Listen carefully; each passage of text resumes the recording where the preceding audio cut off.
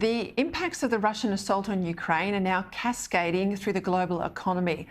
The ruble has lost about half of its value, as has the Russian stock market. Big Western companies like BP are divesting in Russia, and European and North American airspace has been closed to Russian airlines. Now, essentially, it's a decoupling of Western economies from the economy of a country that's now a deadly threat to our freedoms.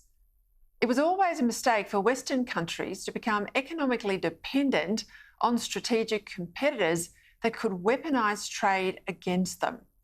Even now, while they're loading Russia up with financial and economic sanctions, Europe is still stuck buying Russian gas and putting billions back into Vladimir Putin's hands because they rely on Russia for about a third of their gas needs. Never thought, did they needed a plan B. Ukraine's foreign minister demanded days ago that Europe put in place a full embargo on Russian oil and gas, but it's fallen on deaf ears because Europe was playing the politics of climate change while Russia was playing for keeps. As Australia has discovered with China, dictatorships typically see trade as politics by other means. For China, as for Russia, trade is a way of making other countries vulnerable. Not just a simple business partnership to increase mutual wealth, only in the case of trade, of course, it's cross-border. For us, there are both opportunities and lessons here. Thermal coal prices have surged to new record levels, and countries such as Poland are looking to Australia as a substitute for their Russian coal imports, meaning the death of fossil fuels as an export industry in Australia is now not as certain as the Green Left had hoped. As Western Europe has ramped up unreliable wind and solar power, it's become more and more dependent on Russian gas to keep the lights on when they haven't got wind and the sun isn't shining. Not only has the emissions obsession raised domestic power prices in most Western countries, it's contributed to the drift of manufacturing to countries like China that have always put their economic strength ahead of saving the planet.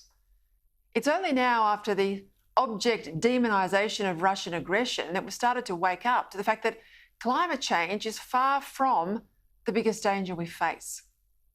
I get that we have to look after our planet, I think we all do, but if you're a Ukrainian, what's the hysteria of the schoolgirl Greta Thunberg compared to the immediate threat of the Russian shells and missiles raining down on your children in your neighbourhood?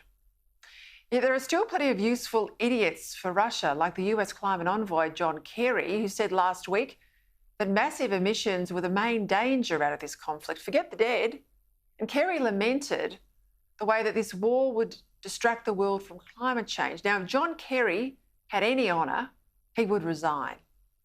And our own woke green gazillionaires here in Australia, Atlassian founders Cannon, Brooks and Farquhar, whose initial note to staff on Putin's invasion failed to state clearly who was the aggressor and who was the victim.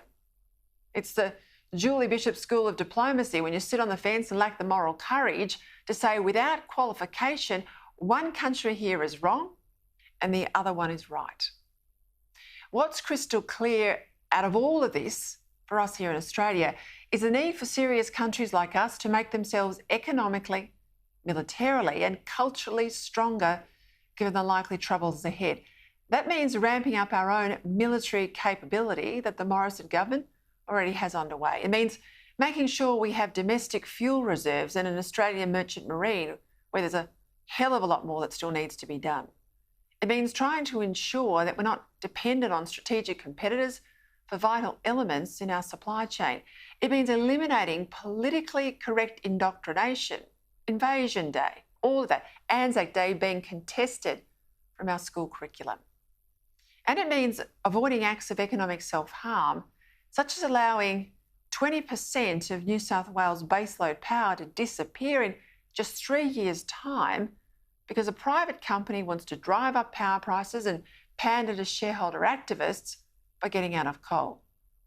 If the imminent closure of the Liddell power station was going to produce such a shortfall in the system that the federal government has had to build a gas-fired power replacement in the Hunter Valley, then the looming closure of the even bigger Eraring plant is an even bigger threat. Now, I know it's hard for government to focus on more than one thing at a time, but a large part of supporting Ukraine is actually maintaining our own strength. And that's got to include a plan to keep your airing open longer than what the company says will happen.